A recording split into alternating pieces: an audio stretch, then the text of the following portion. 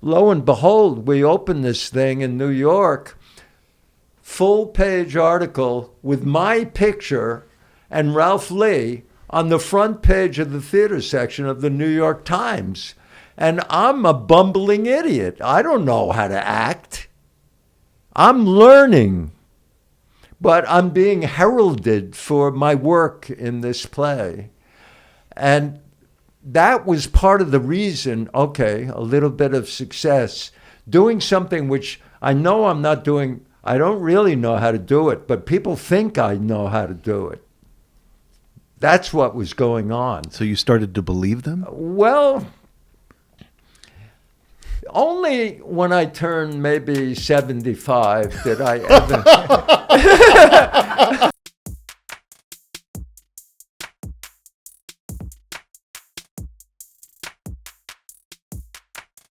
Boy, you ugly. Thank you. I've improved over time, haven't I? Jesus Christ. I wouldn't want to meet you in a dark alley. You remember the time we almost duked it out? Who, you and me? Yeah, and in a rehearsal Yeah. at the back of the mail place. Okay.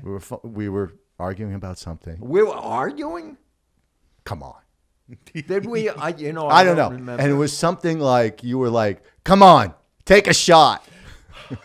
Take a shot at me? Yeah, because we were just like in it. And I don't know, maybe I was bitching or something like that. You were what? Maybe I was bitching or something like that. Bitching over what? I don't know, over not getting the lines right or something like that. Was I complaining about that? I don't know, but I got so fired up, and you got fired up. Right. And you said, come on, take a shot. And I thought quickly, number one, if I did, the play's over. Number two, I'd have to take you down with one shot because I wouldn't have a chance after that. You would just wipe me out. Being 30 years older. This is what he remembers. One of the glorious things. One of the many One things. of the glorious things. This is what he brings up. Not the fruit of the experience. Or how about the which time we got lasted arrested? for 2 years or so. How about the time we got arrested? Now, what a minute. That's when we were in the mail house. At the mail house again. Because we were making noise. We were yelling at each other. Yes. In the scene, because there was a very argument. You guys were acting so truthfully that the cops came up. That's true. He told us that story in and class. it's in the summer. I think we had our shirts off like animals. Oh my God. You know what I mean? You're just ripped to the core in jeans and we were nothing rehearsing on. a play. Wow. And we hear this come out with your hands up. Right. And we go out front and we see through the windows the flashing lights. Right. Wow. We open up the door. They got the doors open with shotguns. Oh my God. Hands up. We put our hands up. We come out there. And they guys take are us passing and saying, "You all right, Tom?"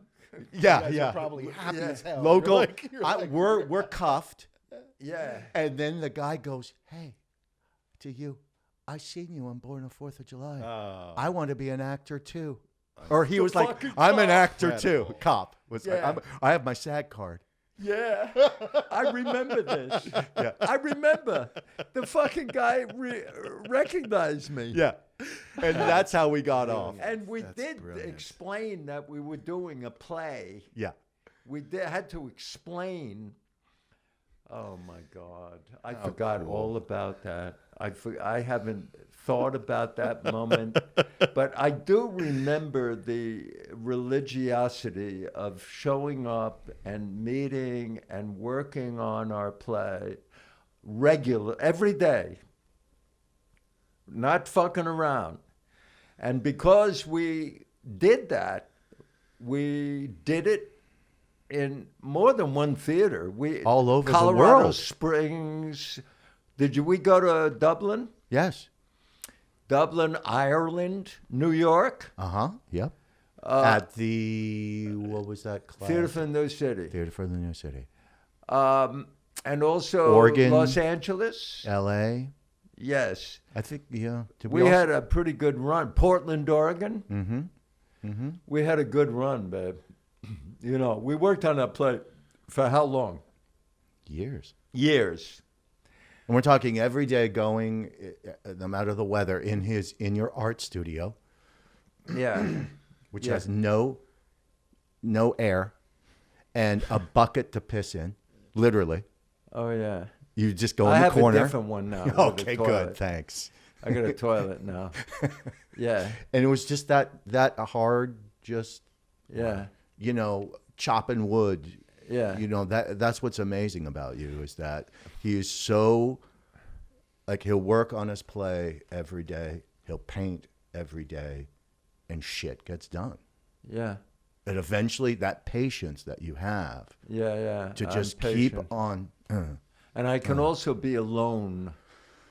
You're alone a lot when you do that. I paint alone. I write alone. I spend about 7-8 hours a day by myself in my studio. And I do my work, and I'm happy, which I recognize is a great gift. It's so difficult for people to be by themselves and without communicating. It's okay, you know. So you like that? How do I like it? Yeah. I like it very much. What I have to qualify it. Crowds and people bother me, and I'm much better than I used to be. But I grew up in a tiny house with bodies all over the place, and a lot of chaos and drinking and brutal violence. I mean, brutal. And I was cloistered in this environment. And so when I reached my adult life, even when I was growing up, I felt I didn't want to be close to bodies. I was very easily irritated by mannerisms of people. Like my mother used to whistle. I hate whistling today. Wow. People do. That would drive me fucking crazy, you know. I know it came from what I grew up in. It was like you couldn't get away from anyone, and it was, it played havoc on. You wanted to be out of that house, you know. And I'm not, I did a pretty good life, you know. So it's not like I'm crying in my soup, you know. You know what I did? I got a full scholarship to Brown University to play football, and it saved my ass. It was a great place, you know, a very liberal school, and I had a gift. I was a really good athlete, and I could do all that. And I had a number of scholarships when I graduated, and I got motivated. Some guy, a coach, came up to me and said, when I was like 8th grade, he said, you know, you can get a scholarship. You're good at athletics, you know. You can get a scholarship. That rang a bell in my head. Mm-hmm. I became so motivated. I studied. I graduated with a 91 average. Not top 10. Well, I was 9th in my class. But I wasn't salutatorian or, you know. And I happened to be in a good environment because many of the kids, my teammates and friends, they were Jewish. And what did they do? They studied. Part of their religion. Talmud. Right. And these kids were going to college. And if Bruce Babbage was going to college or Seth Lerahoff, I was going to college. So do you think you had that discipline naturally, or do you think you developed it because of what you had around you, the coach telling you that you had talent in sports and I learned how to work. I buried myself in work. It was an escapism of sorts, and I found results.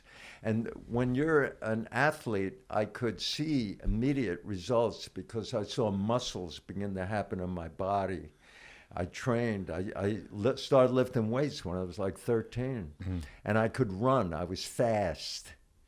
And, you know, I saw results. Every year I gained 10, 15 pounds, and I had this body that I worked on. And you know, it was a very pragmatic thing. I could put my finger on and see. I could see, you know, something happening from effort. And also grades. I got good grades, you know, because why? I sat there and memorized. I went and cloistered myself. There again, going off by myself and focusing, working, work. I was a workaholic. But nicknames for me, people called me the Machine in high school. Another nickname was Smiling Jack because I never smiled. Hey, Smiley. I never smiled. I was very serious. I saw a lot of fucking bad shit when I was a kid.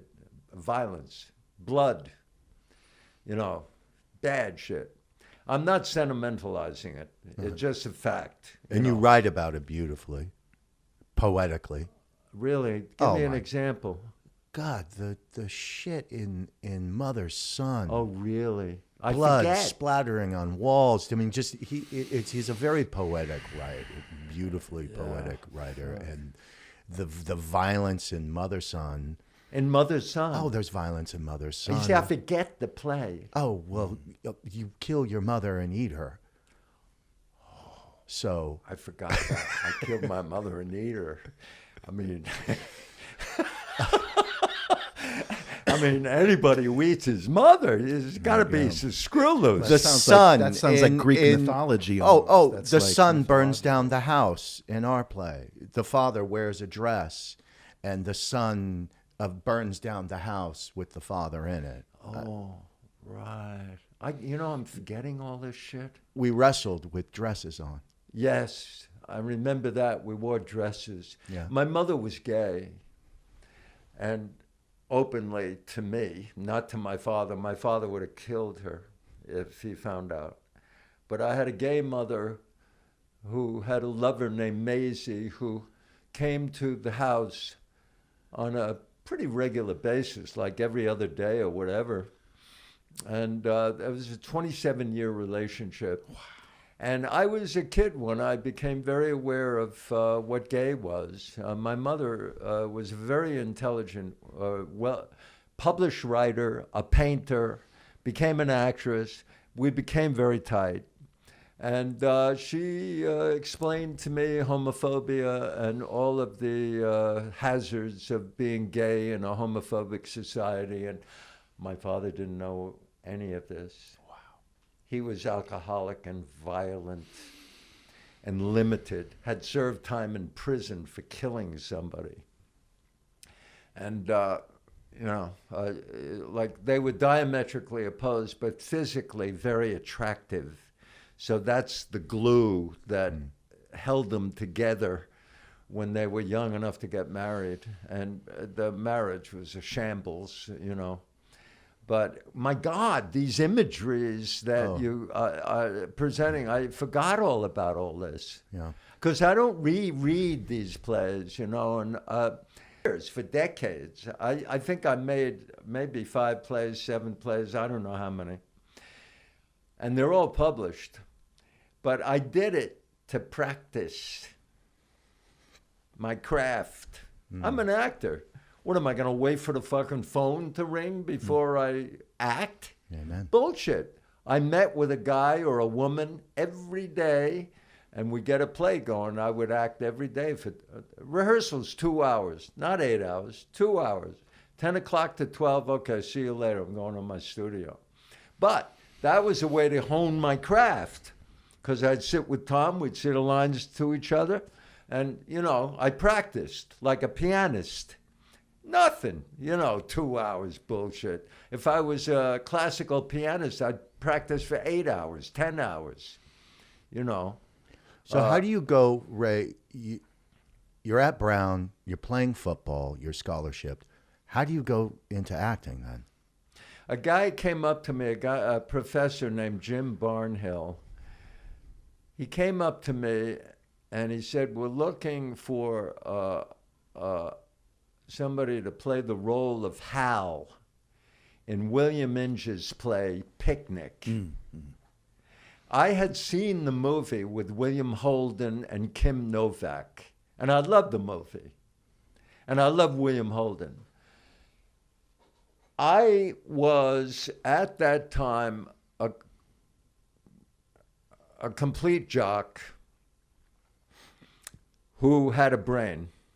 I majored in philosophy, a lot of papers, a lot of reading. I loved it.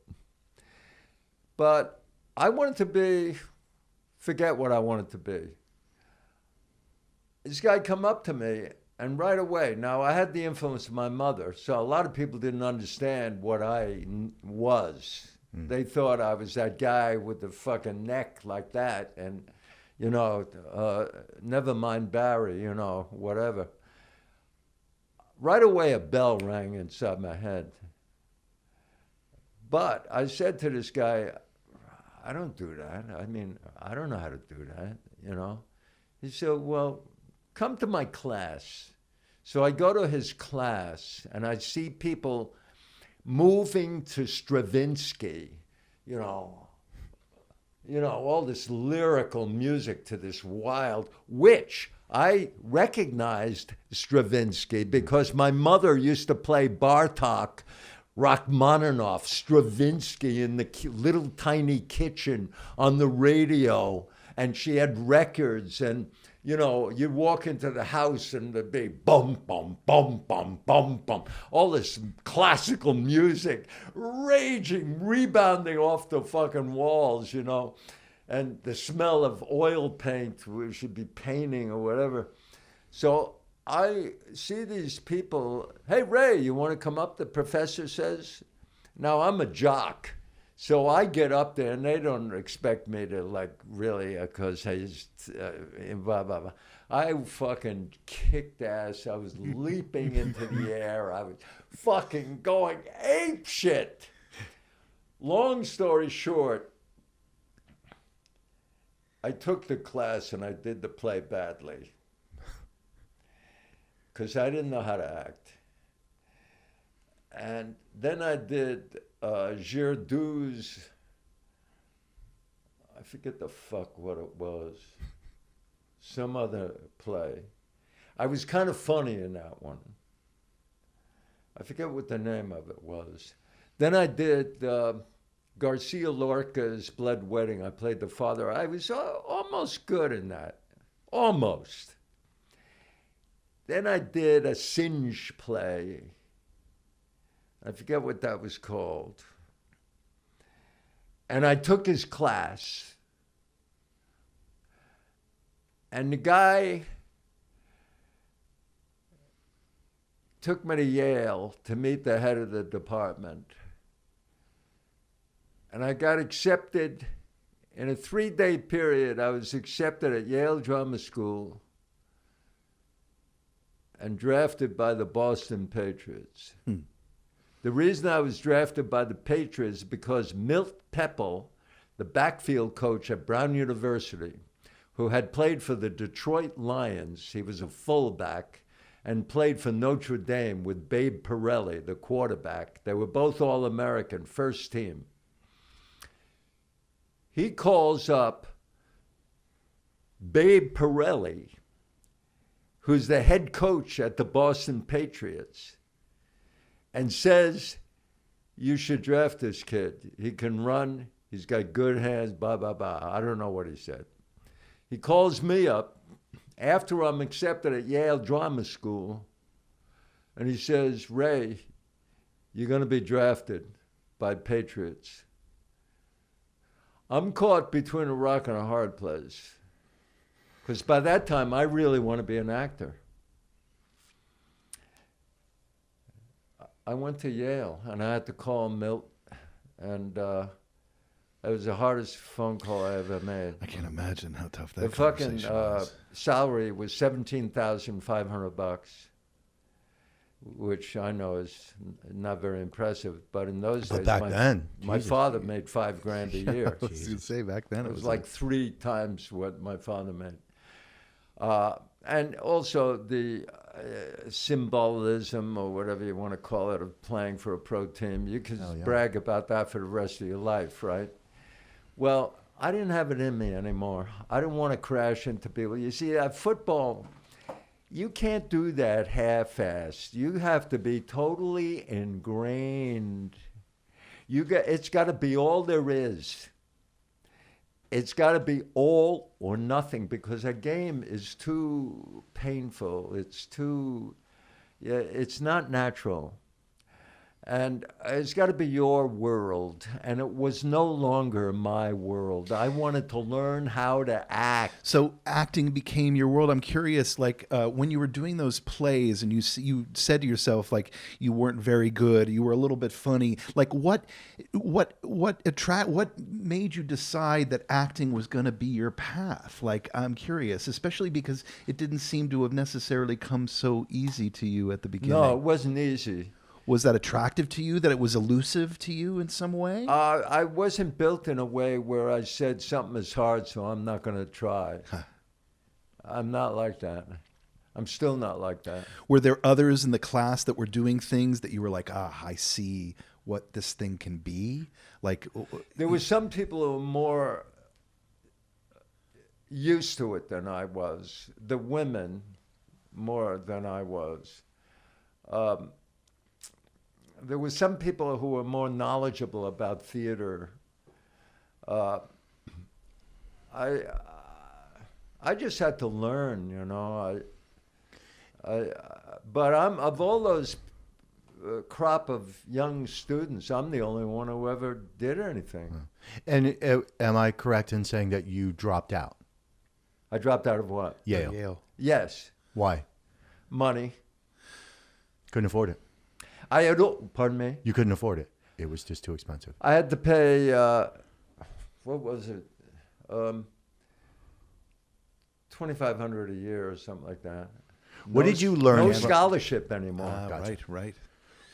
What did you learn? Did you learn from Yale?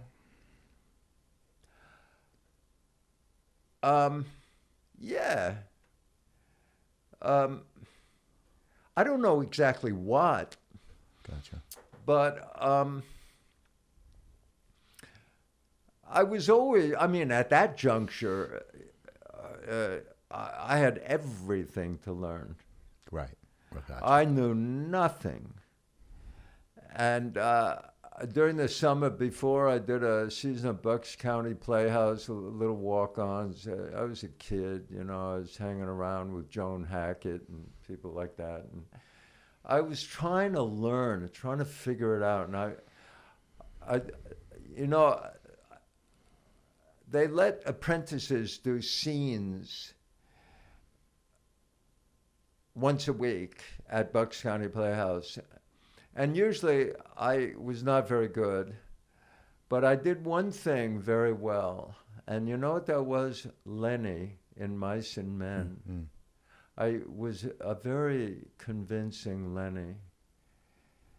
And I don't know exactly what that was. Lenny is kind of innocent and very, very strong. And I think there was some element of that in me at that time. I tell you no lie. In those days, I had the body of Tarzan or whatever. I had muscles up here, and you know, but I was intelligent, and it was very deceiving to read that as who that person is. And Lenny had the same phenomenon. He was imposingly strong and big. That's what the guy is. Come on, Lenny. You got, you know, he's got a kind of innocence. I got the rabbits for you, George. You know, that kind of like childlike quality. It's a beautiful story. And I understood him. And that's the only thing I can say during that period that I really knew how to do that character. Was that important for you as an actor to have a win like that? So you can Have a what? have a win like that, like something that, okay, I can fucking do this? Or did you ever have any doubts like I should? Because a lot of actors are like, if it's not going well, I'm going to bail. I'm going to do something else. It wasn't in me. Wasn't in you. You're like, this is what I've chosen. I'm not giving up. Yeah. Okay. I never had that thing where I'm going to bail. Yeah. Oh, no, I want to talk about this. I want to talk about Yeah. after Yale, did you go to the McCarter Theater and work there? And The first job I got was a Man is Man off Broadway with John Heffernan playing Gaily Gay and Olympia Dukakis playing Widow Begbick, I think is the character's name. And a lot of really good actors. And I played a soldier who held a gun, and maybe I had 2 or 3 lines. And they paid me some minimal amount of money, like maybe $45 a week or something. After which I went to McCarter Theater and had a nervous breakdown. Can you tell us about that? Because it's Yeah.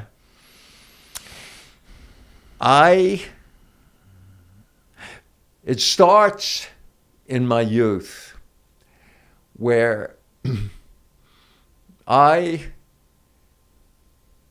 stopped talking when I was approximately 12. When I say stop talking, that's an exaggeration. If somebody asked me a question, I would answer the question, yes, no, with a minimal amount of words, consciously. It was a controlling phenomenon. It was a way to control chaos. I stopped talking on the night my father punched my mother when she was lying in bed and broke her nose, and I heard this, and I wake up with my 2 sisters, and I run into the living room, and she's got blood all over her face in her nightgown, and she's going, ah! And I'm 12, and my 2 sisters are like 7 and 8, and they're screaming, crying, and my father is like a hulking person, drunk, and my mother is covered in blood. And the next day, I go to school, and I'm traumatized, and I'm not talking. And the next day after that, I'm traumatized, and I'm not talking. And a third day, I'm not talking, and a fourth, and a fifth, and a sixth. Long story short, I began to get attention for not talking, which I needed. So I refused to talk because it was getting me attention. And then I realized, why do people even fucking talk? I don't need to talk. I'm getting by fine. I get good grades. I'm a good athlete. What do I have to fucking talk for? What for? So I go through 2 years of middle school, 4 years of high school, 2.5 years of college. I don't know how many years that is, but something like 8 or 9 years. No talk. If somebody said, how you doing, Ray? Okay. Very laconic. How are you, Ray? as well as can be expected. And I'd look at him like, don't ask. That's where I learned that character that I play today. Very kind of ominous.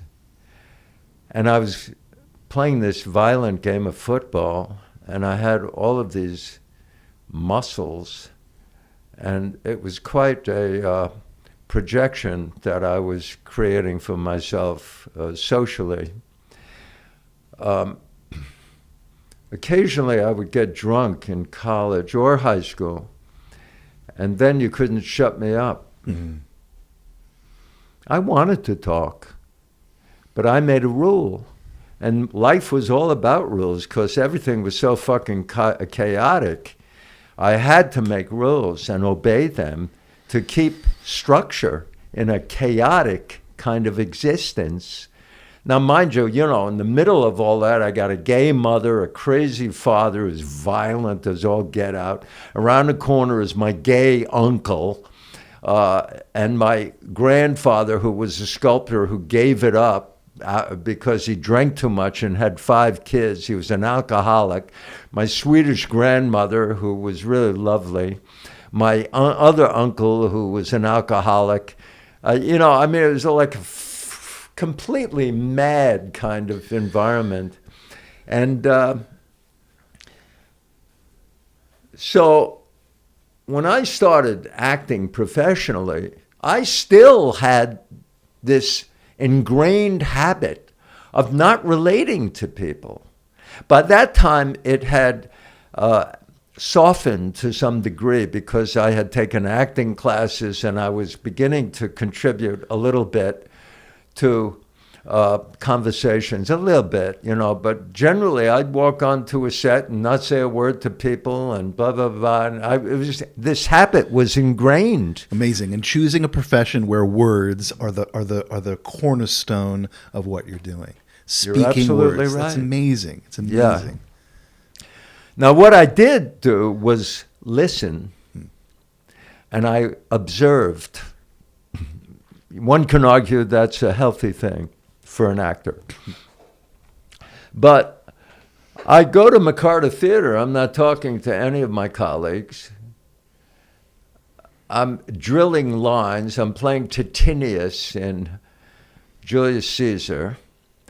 I'm doing Fuente Vejuna, a Lope de Vega play. I'm doing a Garcia Lorca play, little parts. Titinius in Julius Caesar. He's got a monologue. Long story short, I run out on stage. I'm very tight ass. I'm not particularly good at any of this shit. I'm playing a lackey in Would-Be Gentleman. I was kind of funny because I had a wonderful director, a guy named Don Driver, and he said, give him a list. So I would come out and I'd say to the lady, your meals are ready, madam. And people would laugh. I was, but I had a brilliant director who could tell me what to do to break this rigidity. And I forgot my lines. That's what I'm leading up to. And I crumbled to the floor. And I die. And George Reinhold, who a wonderful actor, a wonderful man, picks me up and takes me off stage as if it's part of the play. And I go down into the cellar, into the place where the tools are and shit. And I'm horrified. I've ruined the play. Well, the fact is, I had a short speech. It didn't ruin the motherfucking play. Who gives a shit? An actor forgets his line, but I didn't understand that. I made a big fucking deal out of it. Like, this is like the end of the motherfucking world. So what do? I'm playing Titinius. Titinius commits suicide on stage every night with a big cardboard sword.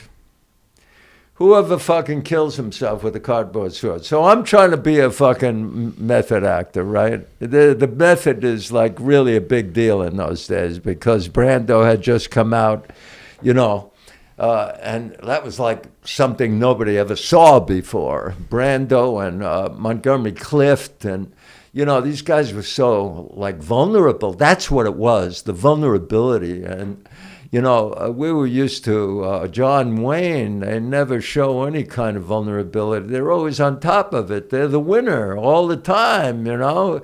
John Wayne, Rock Hudson, you know, even though Rock had his own personal life was, you know, very vulnerable, very fragile, he come across as an actor like he never loses. Right, that screen right? persona, yeah. So suddenly these guys are doing this shit and method acting, and I'm playing Titinius. And what would it be? I actually was going through fantasies about taking a real knife on stage and stabbing myself. I am 23 years old. I don't know my ass from my elbow.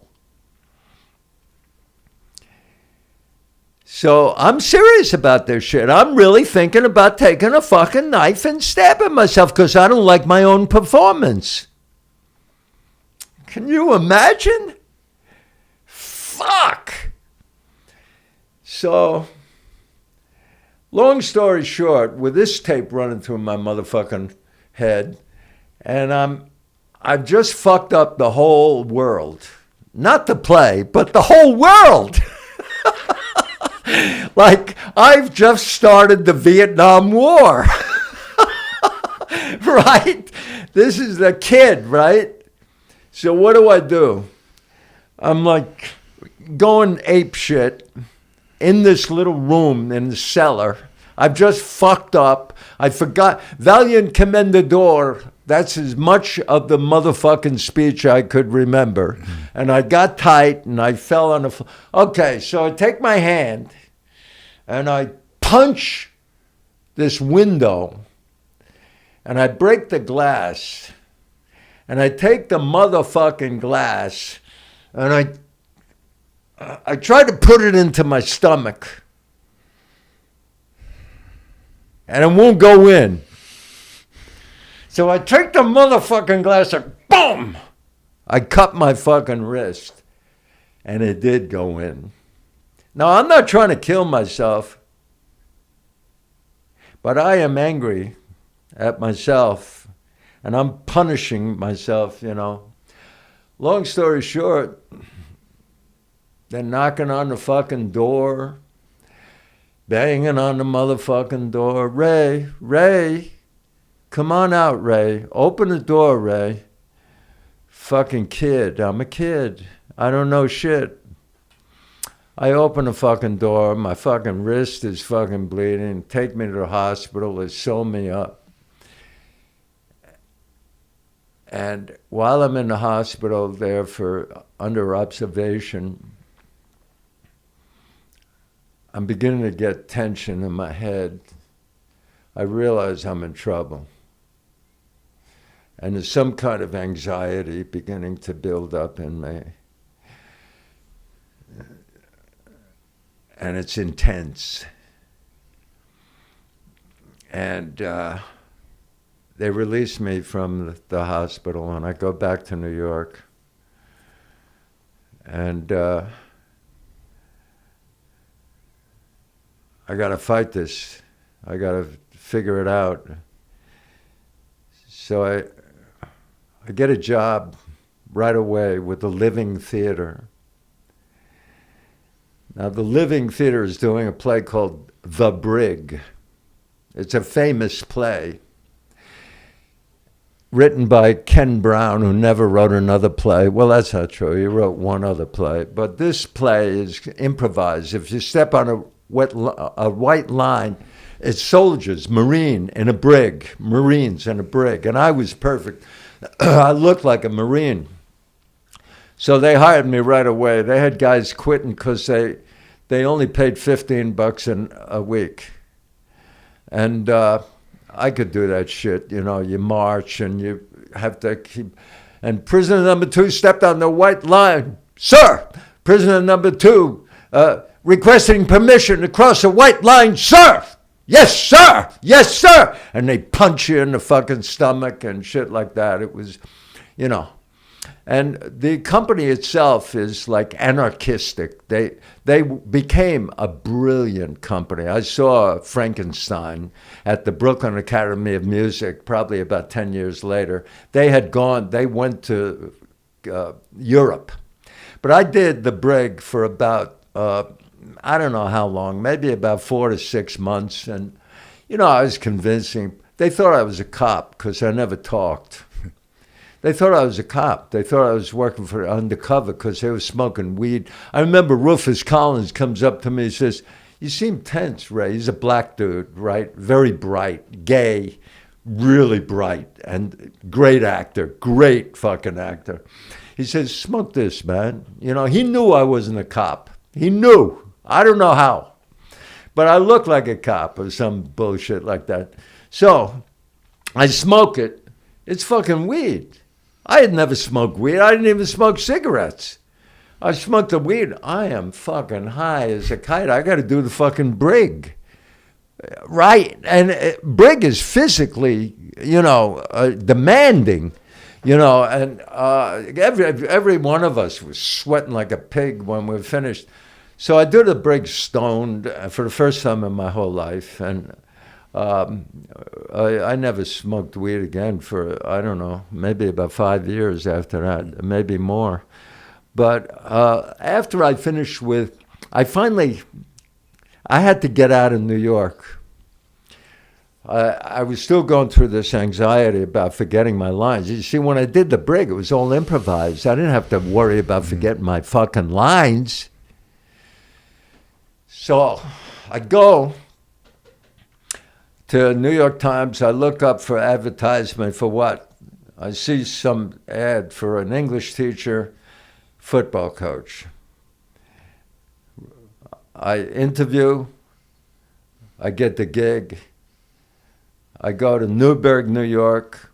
I work at Oakland Academy for 2 years. I am a brilliant football coach. I mean, really good. I understood. By that time, I could empathize, sympathize. I had a soft part of me. I used to run wind sprints with them. I had more muscles than they did. They looked up to me like, he must be great or whatever. We had a great team. We won 15 or 16 games and lost 1 in 2 years. Wow. We had a great team. And I'm still in touch with 5 of those dudes. One was captain of the police force in Washington, D.C. Another became a lawyer. A third guy was a policeman in Boulder, Colorado. Another dude was, Jimmy was a short order cook. Another guy, Bruce Schulman, I don't know what he did for a living, but I think he did well. But I'm in touch with these guys. And now they're in their 70s, right?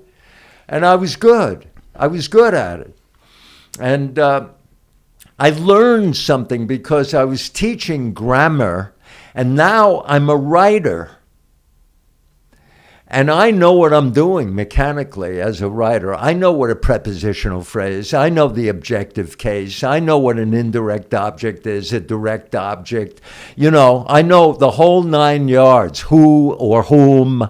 I know what I'm doing, you know. I know when to use me or I. And believe me, it is useful. I've published a number of things, including an anthology of plays. I've published short stories, essays in literary magazines. I've got a memoir written. I don't know if I can get a publisher for that. I hope. I don't know. Publishers, if you're listening. Yeah. So how long are you out of the game there? I'm out of the game for 2 years. Okay. Did that help you? Did that help you get through this awful crisis that you had, just being there and being focused on something else? Or was it still something that was looming like a... The answer is yes, and I'll tell you why. I met a friend of mine who was carving logs, and I began to carve logs myself. I liked it. And I also started to paint. And Oakland Academy, where I was a teacher, was near New Paltz State Teachers College, where they had a fabulous art department. Manny Bromberg, a lot of pro guys were teaching there. It was a big art scene near Woodstock, etc. And these guys were legitimate painters teaching at New Paltz State Teachers College. I took 3 classes there, 2 in painting, 1 in printmaking. I touched shoulders with the community up in New Paltz. A lot of artists up there. Raoul Haig was a wood carver. Oh man, yeah, there were so many characters up there and the art world was flourishing in New Paltz. I stayed there for 2 years, teaching in Newburgh at Oakland Academy, coaching football and track. And then I went back to New York. I rented a storefront on East 10th Street. And I lived in the storefront. And I hauled down these logs from upstate New York. I mean, huge mother logs, like 2 tons, a ton. I mean, and I got them and I brought them down from Kingston, New York, and I brought them into my storefront, ground floor, and I carved, and I was good at it. And I painted, and I was good at it. And I slept on a mattress on the floor, and I bathed out of a little sink about maybe 2 feet by 2 feet, and no shower, and there was a toilet in there, and the rent was $48 a month, and I had shows. I sold some work. I'm shit, man. I should have sold that work for $50,000. Are you thinking you're out of the game then? I'm thinking that what I'm doing with the sculpture and the painting is what my life is going to be. And I go back there and I make the commitment and I have shows and I'm carving and I'm good at it. Mm-hmm. I'm fucking good at it. I can carve like a motherfucker and I have this imagination and I'm painting these paintings and people are buying them. And some gal named Lee Worley, I find a note on my door. She leaves a note on my door. Now, this is a woman I passed on the sidewalk, and I'm not interested in women. I'm at a stage in my life where I could care less about women, or I don't want a relationship. Mm-hmm. So we pass each other on the street, and I nod my head hello, and I get this note on my door. We're having a workshop on Spring Street on Wednesday nights, and we're looking for men. So if you would like to come. Well, I knew something about acting, not a lot, but I still had that little interest. And believe me, my life at that time was ingrained with a kind of hardship. I was making money as a dishwasher or a longshoreman on Pier 28 unloading fruit on a black pier. The integration at that time, the civil rights thing, and they put all the black guys on one pier. They kept it segregated. But there was too much freight coming in on Pier 28, so they let white hippies like me shape up on weekends. So I could make $100 or something like that on a weekend, and that's all I needed. So I went to the workshop, and that's, it was easy kind of stuff. Viola Spolin exercises, conductors, sound and movement, worlds, storytelling. I didn't tell a story. I let them tell a story. And, they'd get up there and they'd say something highly personal. And I wasn't into that. I had so much going on in my head. No matter what I would say, I'd fucking burst into tears. I don't know. I wasn't into, like, revealing my personal life, right? So Lee says to me after I'm going to this workshop, and I'm enjoying it. I like it. I needed some contact with somebody. So I go to the workshop, and Lee comes up to me after about maybe 4 months or so. Ray, you haven't told the story yet. Would you tell the story tonight?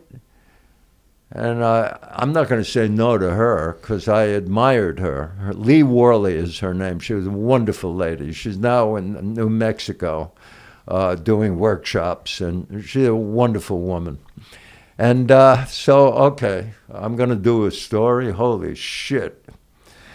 So long story short, I go up at the end of the workshop. The last hour and a half is for storytelling. So I get up there, and I start telling a story. Long story short, the story is true, and I friggin' burst into tears. And I get up, and I shoot right out of the workshop, out the door, and I'm off. I just left. Before I finished the story. Okay? And I thought, okay, that's enough for me, man. Like I still had that kind of, like, I don't know what to call it, like I could trip off in a dime where, bong, like a raw nerve. And think about the way I was living. I was sleeping on the floor, bathing out of a little sink, no contact with anybody, carving these logs, drawing. I still have drawings, and I look at those drawings. They're so surrealistic, and they're really kind of wild. They're on my website. And next day, I get a note on my door. Lee Worley leaves a note. Joseph Chaikin wants you to be a member of the Open Theater. He was there last night. Wow. I didn't even know. I don't know what Joseph Chaikin looks like. I had seen America Hurrah. I went to see it because Lee told us to go and see it, and I was curious. It got great reviews, and it was an open theater production. It was brilliant. I saw it. So I knew of Joseph Chaikin. So now I'm invited to be in his company without even trying. I'm not even acting. So, of course, a little ambivalence, but I know I'm going to go. And I go. And they're working on this play called The Serpent. And the writers in the room are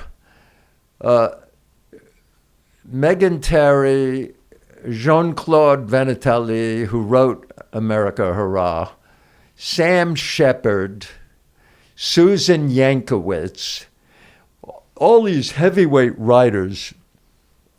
And there are 18 actors, including myself.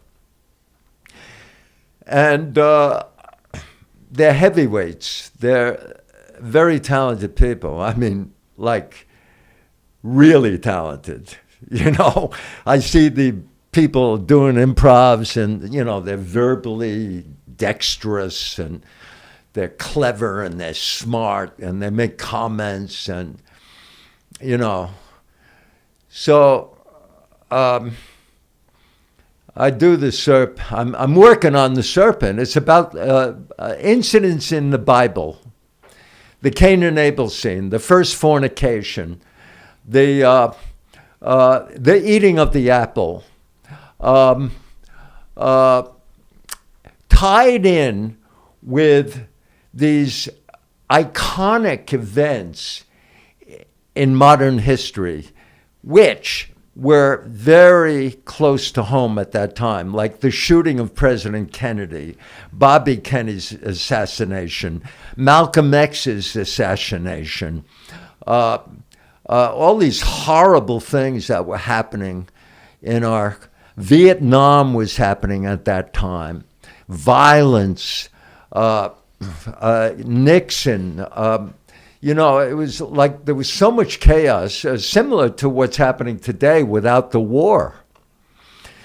And we're making this play improvisationally, and I'm not contributing much. I do the conductor exercises and the sound and movement. Anybody can do those, and that's kind of the reason why they're so useful, because they loosen up the company. And you're working with abstract sound. You play with sound. You send messages.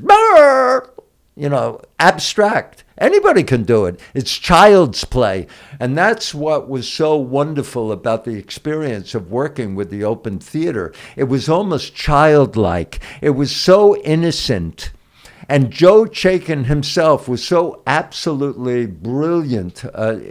He would ask questions that was so provocative and so universal that you couldn't help but to have a process going in your mind that would answer these questions. He was just brilliant. He was so erudite and well-read, and just, I wouldn't be an actor today if it weren't for Joe Chaikin. That's the truth. And the company, oh my God, people that they were so incredibly, James Barbosa, oh my God, these people, Peter Maloney, these people were so verbal and so alive to the world and their lives and their being and so on. And this was considered experimental theater. Oh, yes. Right. And how long are you with them for? I worked with them for 5 years, and then I continued working with them when Joe ended the company and turned it into what was called the Winter Project. And then I continued to work with him in productions at the Public Theater, like Wojciech, and A Movie Star Has to Star in Black and White by Adrian Kennedy. And those are the only two plays I can remember. But I worked with him for many years, and I when the company broke up, I also did other things, and I started my own company. By that time, I was working in prisons and was doing the prison company, the guys who came out of prison, street theater I was doing. I segued into other venues, that were close to me. I started my own company called Cana Company. I directed the Puerto Rican Playwrights Workshop with Miguel Agarin and Miguel Pinheiro. And, I was directing like two companies at once and being in a show at the Public Theater simultaneously.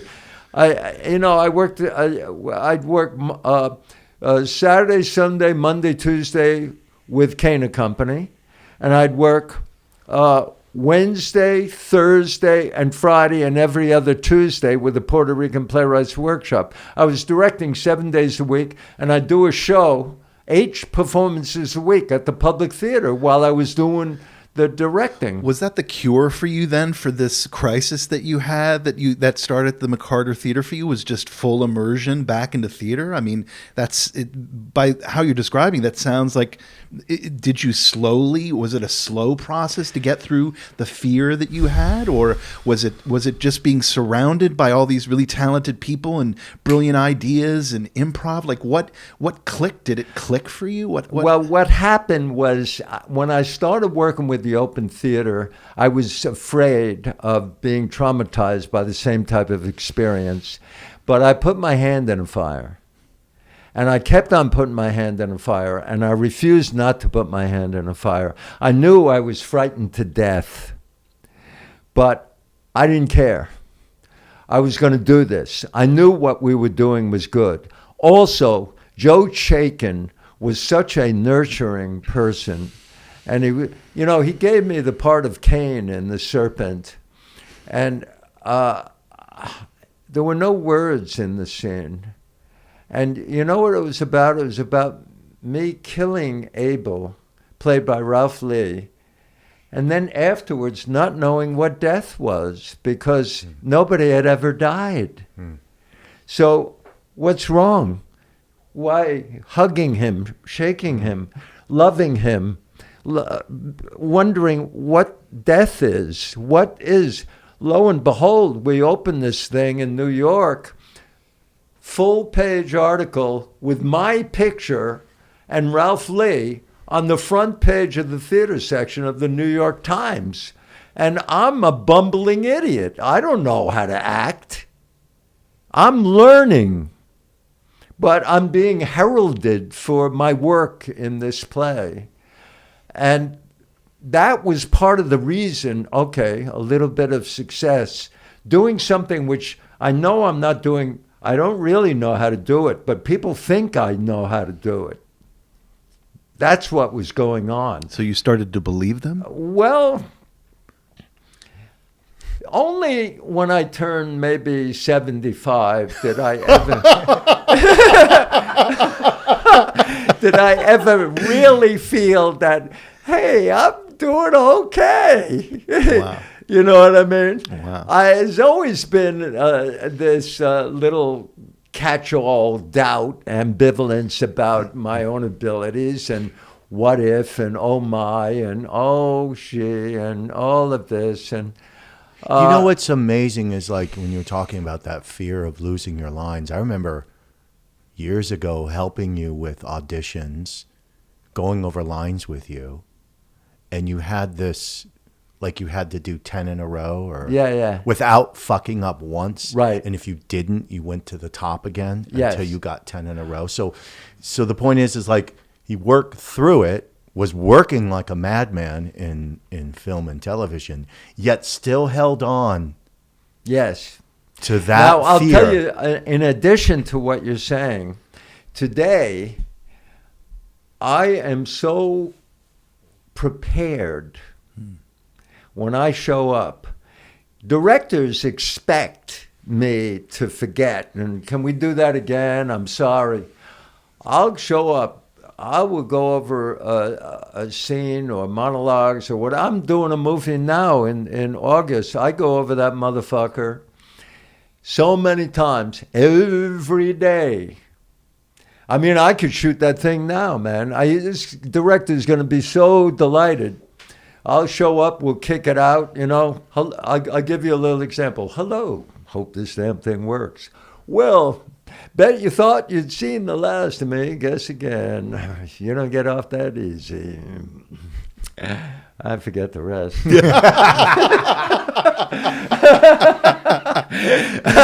But the point that I'm making is that this phenomenon, this tragic flaw, so to speak, in me of fear of forgetting has turned me into a machine.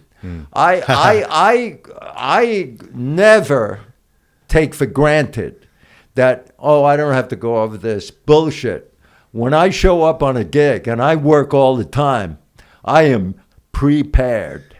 And there's no question in my mind. And it's partly the outcome of that experience. Yeah, a traumatic event informed your process moving forward for the rest of your career. Ain't gonna happen again. But interesting that your nickname as an athlete, as a young guy, was the Machine. I find that, to me, that means you have that core of discipline, the drilling, the going over and over it again. That seems natural to you, innate to you. Oh, yes. And a big part of your ethic. work. Yeah. Yeah, that would be the compensation for inadequacy and for being economically on the lower caste. I will make up for this by work. Outworking everybody. That's something you can't take away from me. I will work. I will work. I will work. You're going to run 15 220s. I'm going to run 30. If you're a sprinter, I'm going to beat you. You know, I realize, you know, it's a bit of a bore, but that's the way I am, man. And then I paint, you know, and shit like that, you know. So you're in New York and you're doing this experimental theater. When did you work with Uta Hagen? And was that like the transition from kind of experimental to kind of naturalism, straight plays, let's call them? Yeah. What was that experience like working with her? Was there another shift in your acting? Or I worked with Uta Hagen after McCarter Theater. Okay.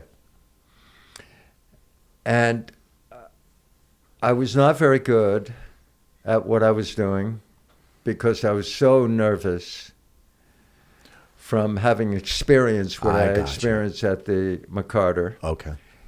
And I think I came across to her as a rather odd fellow.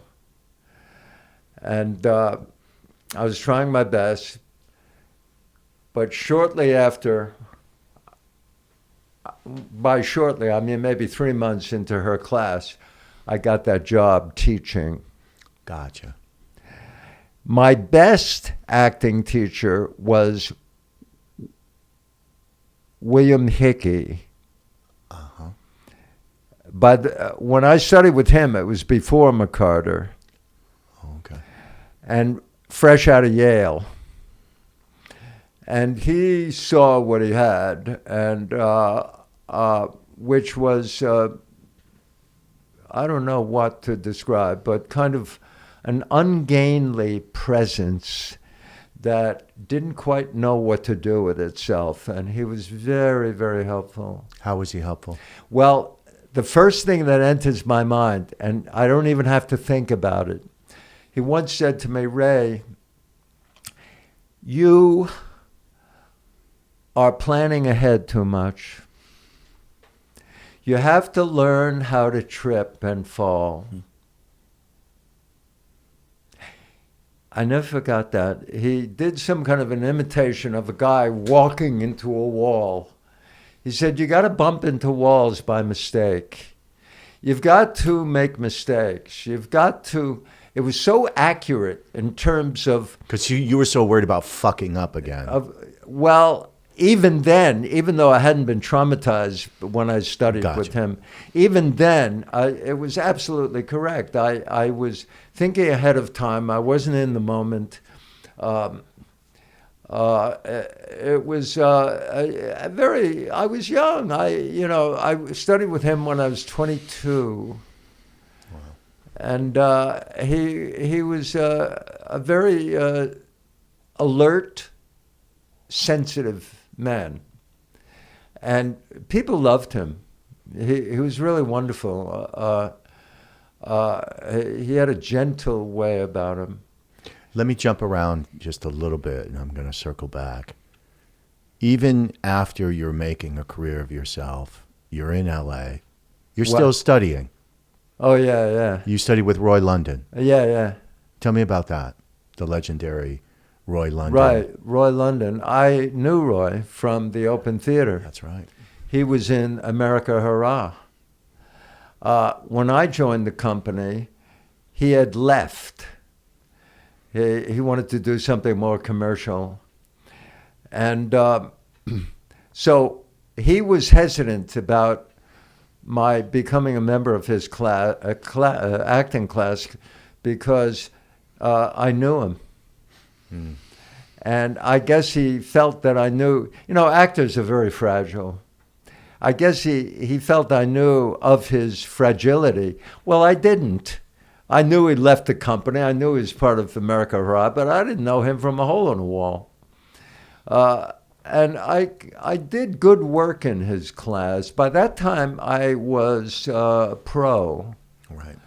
And I was 44. I came out here when I was 44. I had already done Year of the Dragon. I did a good job in Year of the Dragon. I got some notoriety out of it. Did you feel like the old guy in class? No. He has people, or he had people who were my age at that time. I was only 44. Gotcha. And I had some notoriety from Year of the Dragon. Oliver Stone wrote that script. Ah, okay. Mm. Michael Cimino directed it. Right. And I had a big part in that. I was the second lead in that. Okay, so let's circle back to that because that's your first job. That's not my first job. But no, in my film. In film. Well, I had done small parts in Unmarried Woman and Between the Lines and Goodbye Girl. Okay. But they were small cameo roles, but this is the first really sizable role. So I'm cracking, I got this job working with Ken Whalen. We're doing plumbing work. We got to lay drain pipe, and I'm cracking the cement for like 7 hours before I go to the friggin', audition with Michael Cimino. So I'm going over lines while I'm swinging this sledgehammer and pick and shovel, and I'm, working my butt off. That's hard work. And I got dirt all over me. My shoes, my boots are covered with dirt. I got tar on my friggin' arms. I take the friggin' subway up to Union Square, and he's in a building that borders on Union Square on 14th Street. I go up to the building. I tried to clean up a little bit, I wait. They bring me in. And I sit down, Michael Cimino just won an Oscar. He's looking at me, non-committal. And the two casting directors know me from the Open Theater. They're the ones who recommend they bring me in. I forget their names, which I feel guilty about. And one of them says, were you working, Ray? And I said, yeah. That's all I said, because I'm preoccupied by the script. And, and it's like, okay, let's get on with it, Cimino doesn't say a fucking word. So I read. And they're trying to make small talk, and I don't feel like talking, man. It's like, let's get this shit going, And then they call me back. And I go through the same shit, but now I'm a little cleaner. And then they call me back a third time. All right, they give me the job. Now, my average income up to that point is something like, I'm 44 years old.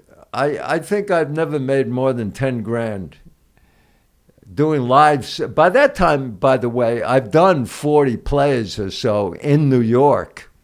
Public theater, I did 25 plays or something like that. Open theater, I've performed all over the world. It's not like I haven't done anything, but I never made any money. You get a job at the public theater, you get paid $250, $200, $175 a week. If you're on Broadway, I made $500. I did 3 or 4 Broadway shows, 500. Some of them closed right away. Some ran, I did one with Meryl Streep, Happy End, it was called, by Bertolt Brecht. That ran a little bit, but, I made, $700 a week or something like that. It's not like you get rich. So my income every year has been 10 grand. Suddenly I make a movie with Michael Cimino. I make something like 70 grand. It's like, what? All right. So we shoot the movie, with Mickey Rourke and myself, and we're shooting about maybe 7 weeks into the shoot. Michael Cimino and I, by that time, are talking a little bit. And he says, I knew I was going to hire you as soon as I laid eyes on you. I said, would you bring me in 3 times? He said, I just liked you. I said, what is this, a popularity contest, right? Beautiful. He said, I couldn't believe the way you looked when you walked in the first time. You had dirt all over your pants. Your friggin' hands were all fucked up. You had dirt on your elbows and shit all over you in your hair. I couldn't believe it. He said, I was used to guys coming in with a nice tie and a jacket, shiny shoes, and all kind of prissy-assed, and, and here you come in, and I thought, what is this, a janitor or what? I mean, what the heck is this? And the fact that you wouldn't talk to anybody, it was kind of interesting. I say, yeah, well, okay, But the point is that I had no choice. I needed the money. I had to go to work. And I didn't realize that it was that big a deal, you know what I mean? And it got me the gig. And from that gig, Oliver Stone liked what I did in Year of the Dragon. He wrote the script of Year of the Dragon, and he wanted me to play Tom Cruise's father in Born on the 4th of July. When I did Born on the 4th of July, I played Tom Cruise's father. Naturally, when your boy gets paralyzed from the waist down, it's heavy-duty stuff. How do you tap into that? If you have a brilliant director, you're very fortunate in that kind of a situation. Because, believe me, I doubt I could summon the emotional life that happened in one scene in that movie, namely the scene where Tom Cruise comes home in a wheelchair and I see him paralyzed from the waist down for the first time. That is a scene that I'm very proud of, but I attribute that work not to me. I attribute it to Oliver Stone. Why? We shoot that morning a scene where Tom Cruise is pleading to his mother and father, let me go to Vietnam. I feel it's my duty to go there. I believe in the cause. I believe in this country. I don't have much to say, and Oliver comes up to me after we shoot that scene. I don't know, it's going to rain. And we got to go inside. And we're going to shoot this scene where Tom Cruise comes home for the first time, paralyzed. I don't know this. Oliver starts chastising me, Oliver Stone. You didn't do anything in that scene, man. I thought you were a better actor than that. What the... You could have scratched your cheek. I said, Oliver, I only had one line. What are you talking? He crushed me. He crushed me. I was so destroyed by his critique of my work that morning. And then I discover it's pouring outside. We're going to do a new scene out of chronological order. We're going to shoot the bedroom scene where Tom Cruise comes home paralyzed. I don't even give a fuck. I'm like traumatized. I'm like destroyed by Oliver's critique of me, chastising me. So, meantime, I have been doing my homework. I've been doing substitutions. I've been doing memory recall. I've been doing sensory work. I've been doing on my own in my hotel room in Dallas, Texas. It's not like I haven't been doing any work, any preparation. I've got Tom personalized, but I don't even care about any of that stuff. We start shooting the scene. I start crying. And it's perfect because my son is paralyzed. You see that scene in that movie. He's broken. And it's so real. I mean, I turn my head to the wall away from I'm not interested in the fucking camera. I'm not interested in nothing, man. It's like just I'm there. And not only does it happen one time, it happens for 3 hours. They're shooting all kinds of angles and stuff, and my voice cracks in the scene where I'd put some handles on On the bathtub, Ronnie. You know, I use the New York accent for that, you know, Long Island, because that's where he's from, Massapequa. I know that, Long Island. I put some handles on the bathtub for you, Ronnie. And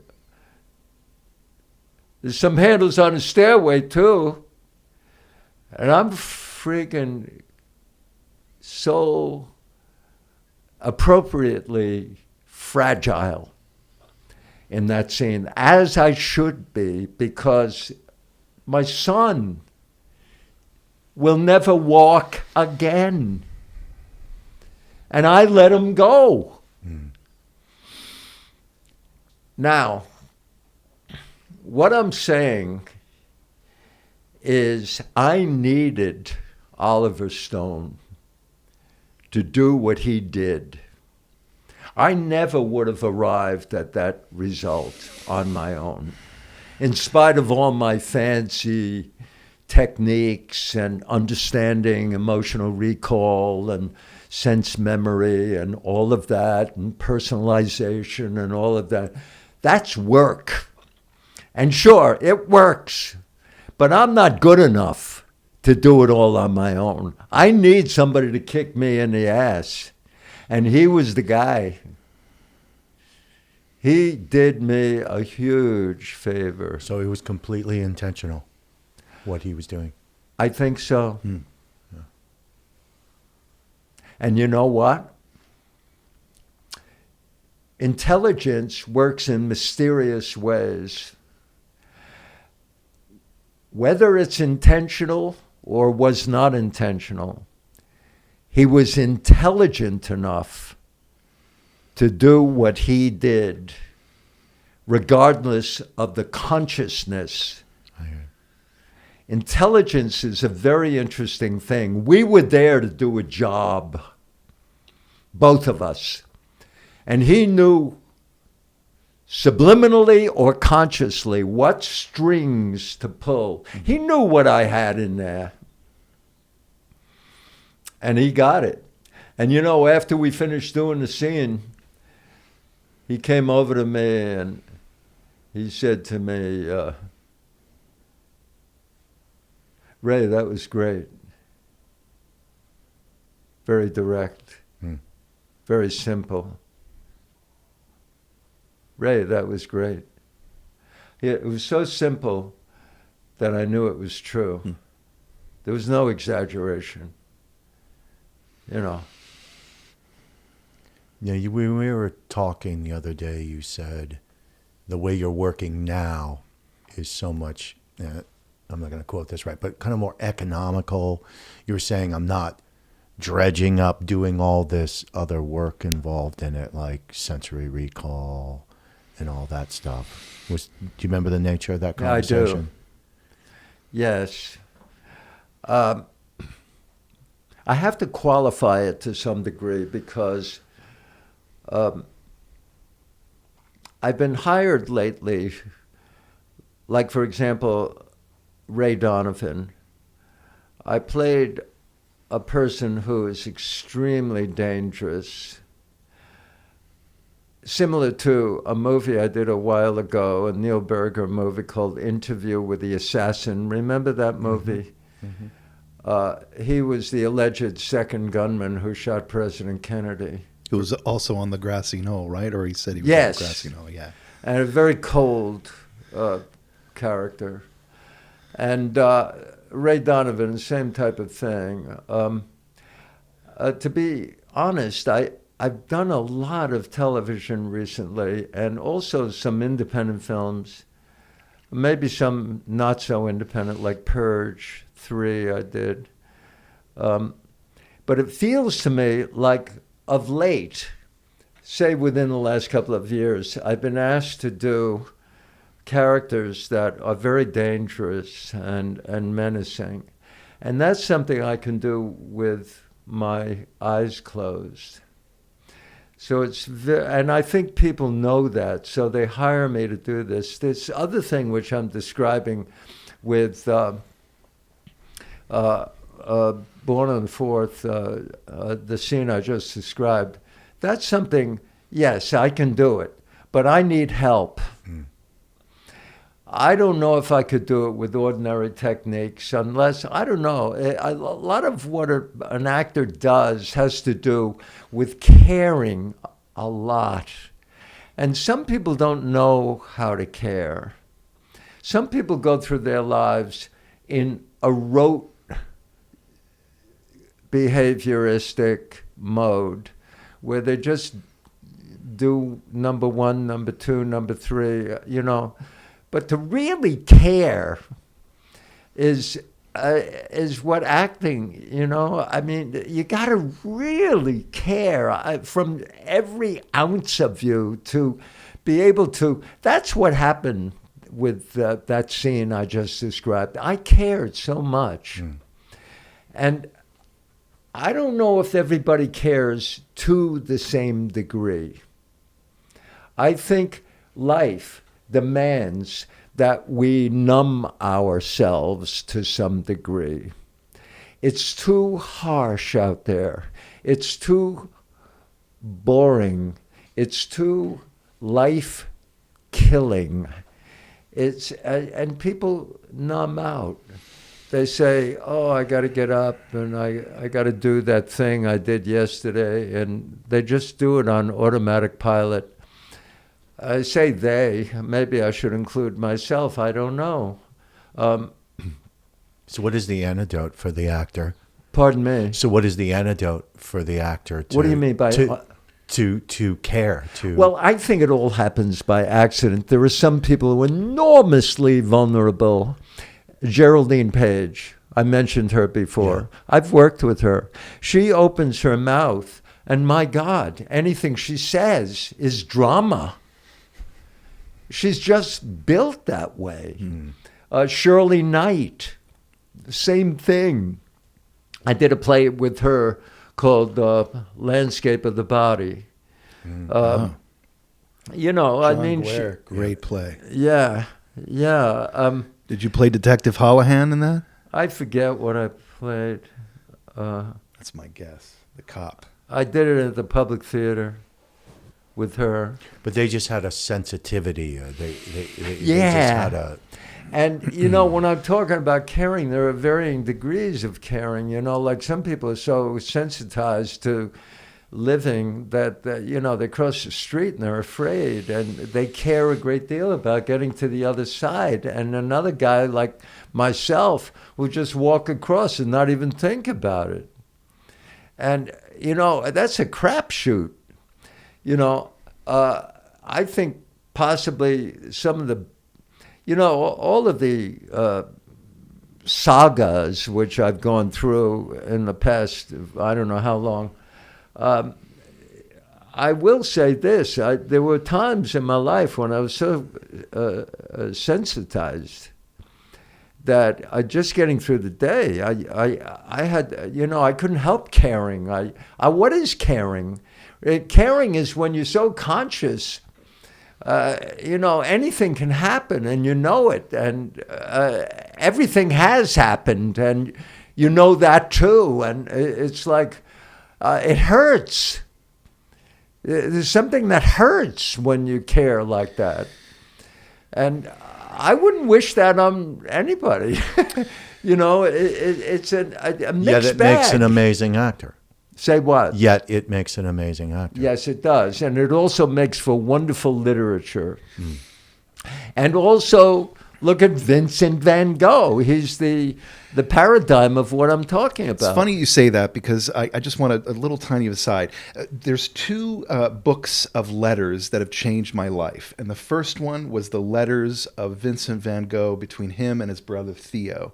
And the other book was the letters of Joseph Chaikin to Sam Shepard. Oh my Those God. two books changed my life. Yeah. Talking about the creative process, being a sensitive artist, trying to, what you're talking about, balancing that sensitivity and that vulnerability and still trying to make it through the world. Because when you talk about caring, it's kind of like being open to being affected, right? Oh, yes. Being affected by the world, being affected by people. That's what it seems like you're talking about when you're talking about caring. Yes.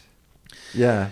And I would say, like, that story about Oliver Stone, I mean, it's interesting, like, yeah, it was that one thing that was the trigger. But I keep thinking to myself, if you hadn't done all that work in your hotel room Oh, in I Dallas, did do that. if you Yeah. hadn't done that, would you have been so open to be affected by what he said? Would it, because it was the trigger that opened up everything else. You obviously brought that world Yes. into all those takes, Yes. after take, all this different coverage, and you said you were in that moment every single time. Oh, yeah. To me, you couldn't have done that without all the work that you had still done. Yeah, right? yeah, absolutely. It was a magical afternoon, a whole day actually. You know, it was so profound. I've recently written a memoir that is finished, and I have a whole chapter in it about what I described to you, having to do with that experience. And whatever, you know. What do you say to a young actor who comes up to you now and says, "Hey, man, I want to be an actor. What do I do?" Yeah. Well, I would say to that person,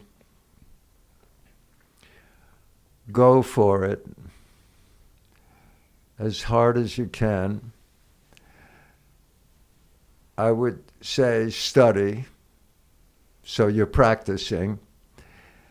And the only secret I would say to that person is start writing your own plays and perform them in humble circumstance, small theaters, get them up on the boards, have your friends come, put yourself in the firing line of audience as soon as you can, and write your own words.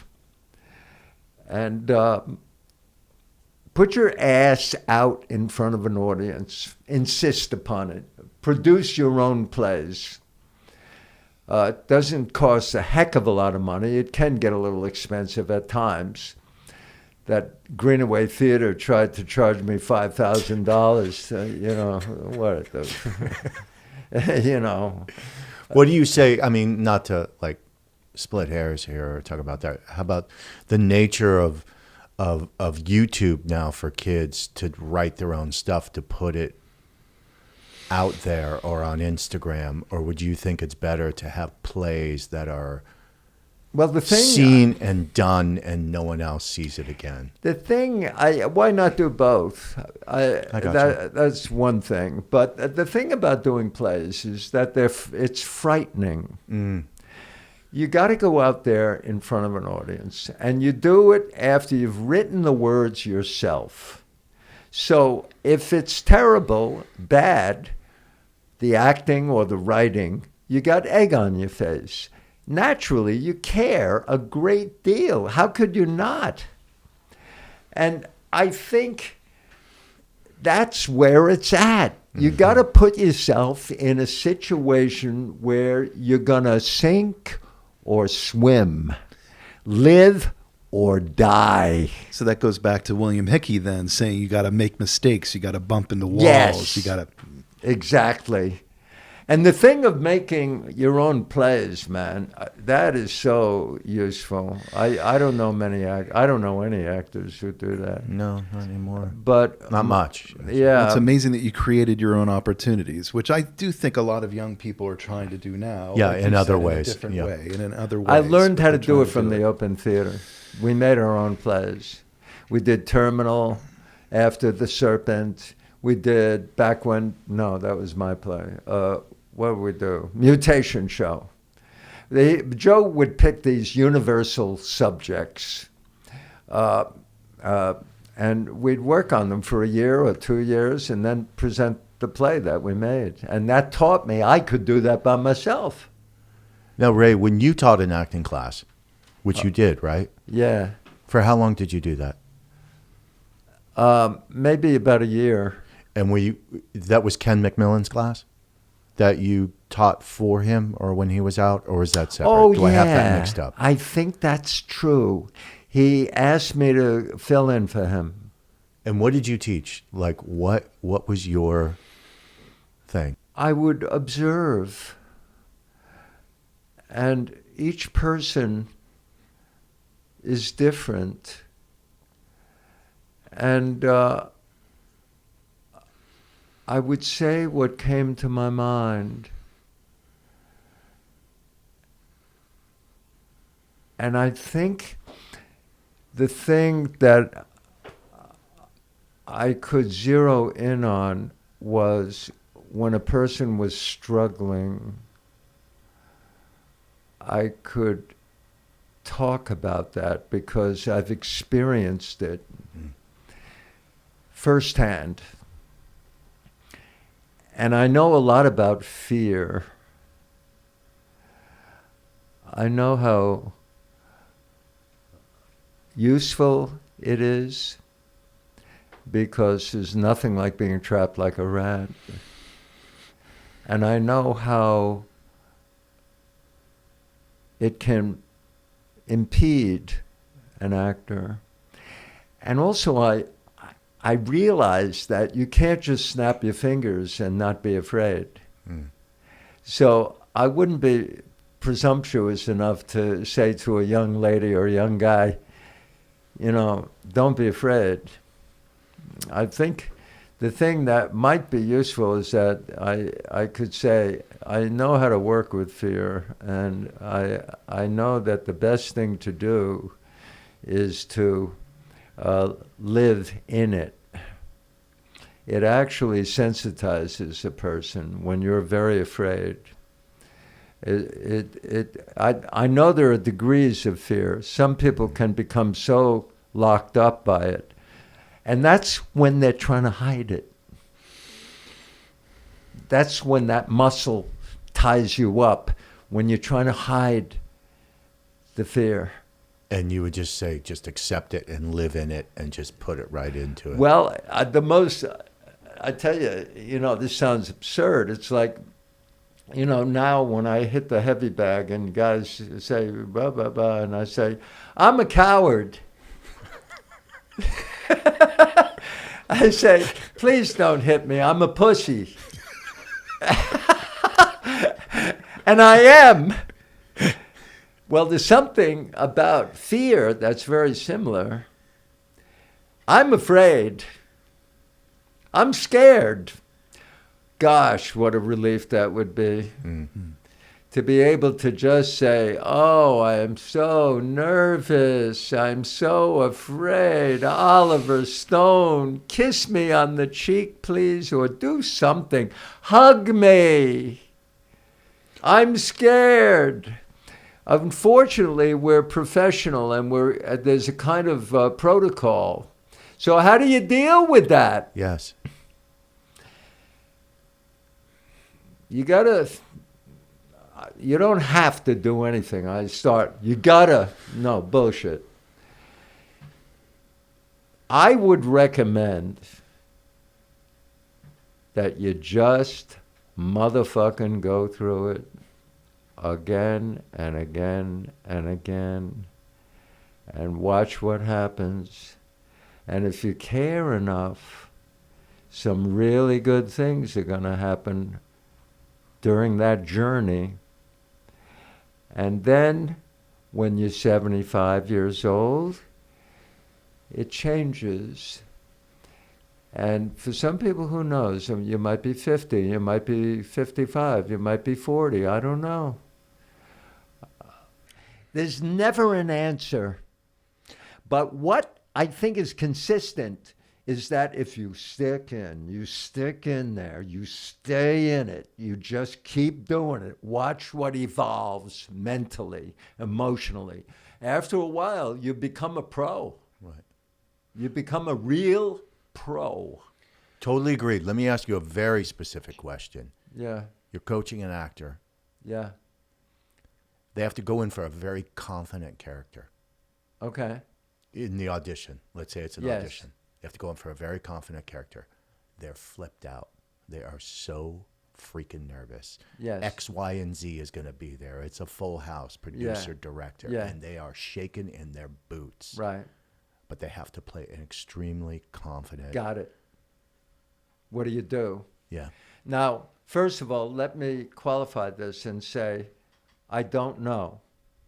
But secondly, I would say, number two, here is a scenario for drug abusers. I'm going to take a pill. Don't. That's number one. Number two. Do not take a beta blocker. Yeah, some bullshit. Stay away from fucking drugs if you want to be an actor. I'll tell you that right now. Because that's bullshit. That ain't going to happen. You got to learn to do it with your own chemistry. It just ain't going to work any other way. But the only thing I could say in a situation like that is be confident. Give yourself permission. End of story. Just do it. Nothing else will work. I hear you. Yeah. You know what I mean? Just a simple switch. Just do it. Be confident. And so much of acting is similar. My son is paralyzed. Believe it.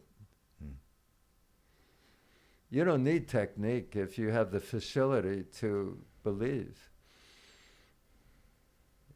You don't need it. Maybe that's something you begin to realize when you do it enough, and not take the shooting of a scene or a movie or whatever it is so seriously that you got to work and work and work. Then you see a lot of work, right? A lot of labor, a lot of muscle. You know what I mean? I've seen that a lot with actors who have been in the game for a while. They have all that technique and all that stuff, and they kind of work it. They kind of squeeze the lemon. And then eventually they just start believing shit. Yeah. They just read it, believe it, care. Yeah.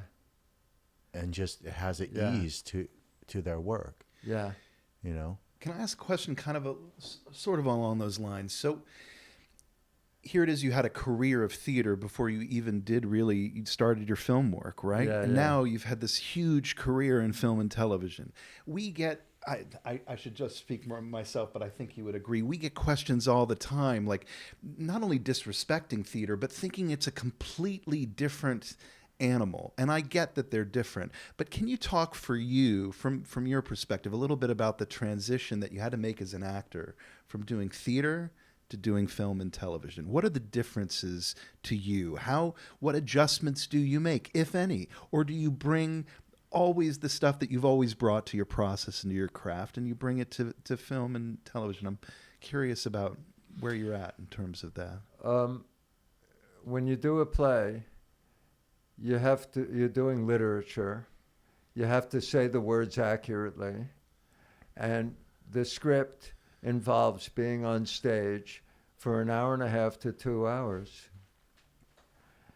That requires concentration for an hour and a half to 2 hours. The payoff, the pleasure of that, is that within 20 minutes, 15 minutes, maybe 5, you're in it. Contrary to film work, where you shoot a scene for 2 minutes, cut, and then you do it again. So the momentum, the journey of the character is not the same. If you're in it, in a play, you can go to heights because you have the space and time to travel. You saw Once in Doubt.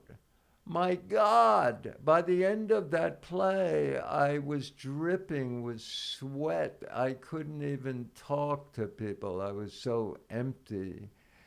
I wrote that play. It's very different in terms of, I'm hesitant to use the word bravery, but it's like going to battle in a way. It's a long journey you go on in front of people. Some plays are 2.5 hours long. You know, even an hour and a half, man, you know, you've been out there. So you go onto a film set and you're going to shoot 1 or 2 scenes in one day. The scenes themselves are 2 to 3 minutes, a minute and a half, maybe a minute. You can shoot them 20 times, different angles. The performance is in between takes. Do you want a cup of coffee, Ray? Let's talk about the scene. Okay, do you want this? You want this a little bit in that direction, or do you want in that direction? Or am I being too loud? Or are you happy? Am I a movie star? You know, there's a repartee that happens in between, and probably in my own case, I'm very quiet in between takes, but it's a very different sensation. And depending upon the scene, I mean, I knew when I did that Oliver Stone thing that when I worked with, what else? I mean, Mickey Rourke, Year of the Dragon, it was a pretty intense shoot. You know, I don't know. I've done movies where it's not that intense, you know.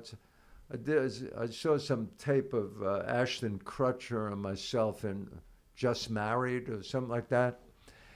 And, you know, I look at the work and I say, oh, I'm good. You know, he's good, I'm good. And there's not much happening between us except that we're being friendly and nice. And, all right, it's hard to be friendly and nice. I don't know. Also, you work all day when you're doing film. You're working, you know, you shoot one scene, probably 4 hours. If you shoot 2, it's 8 hours. Sometimes it's 10 hours. So that's very different. But on the other hand, if you do a play, you got a Tuesday night, Wednesday night, 2 performances on Wednesday. You got 2 performances on Saturday, 2 on Sunday. You're a blue-collar worker. You go there to work, you know. You're working 7 out of 8 days, matinees on 3 of the days, and it's hard work. And you sweat, and your armpits smell, and you know, it's a different type of thing. It's particularly if you write the play. You know, of course, if you write the movie you're in, I don't know many guys who do that, but. You know, I mean, shit. Is your approach to the work different if someone was to cast you in a play now and No. you're prepping for the play? Okay, can you talk a little bit about that then? I pick up my cues. I say the words accurately, and I believe it. I give myself permission to believe it. And I'm doing this part now that I'm going to do in August of an old man who, you know, he goes down, he wants to get to this place on Vista Grand where he and his dead wife, his wife has died, and he wants to go there one more time. And he says to her, to the guy who's driving him there, by now they've become friends, he says something like, we used to, this is where, you know, Harriet and I used to come. Reminds me of the old days. Yeah, me and Harriet. We used to drive down there, just take off and drive anywhere and end up at places like this, really beautiful. Now I can see, I'm thinking about my wife, and I'm at that stage in my life right now, I'm 80, where I come a little bit to tears. I don't cry, but I almost cry. And it's just a time in my life right now, you know. And I'm not going to work it, but this guy in this movie that I'm doing, this is really a great part, you know. It's a fucking lead. I'm 80. Give me a fucking break. No facelift, no nothing. Botox? What? Any Botox? Botox. Yeah, right. You look good, you son of a Botox, bitch. right, yeah. That's hitting that bag. That's why I was going to say boxing, not Botox. Yeah, right. So, you know, I mean, I'll touch it. You know, it's very pertinent in terms of what my life is today, which is at its end. It's nearing its end, you see. And that is something very rich about that. It's a very rich time because of the vulnerability of it and because of the scanning that my mind does, my thoughts. When I'm in my studio, I think about friends of mine. They're dead.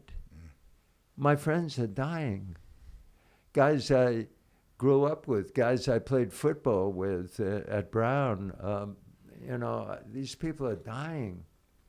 Guys I knew in New York, you know, one died last week.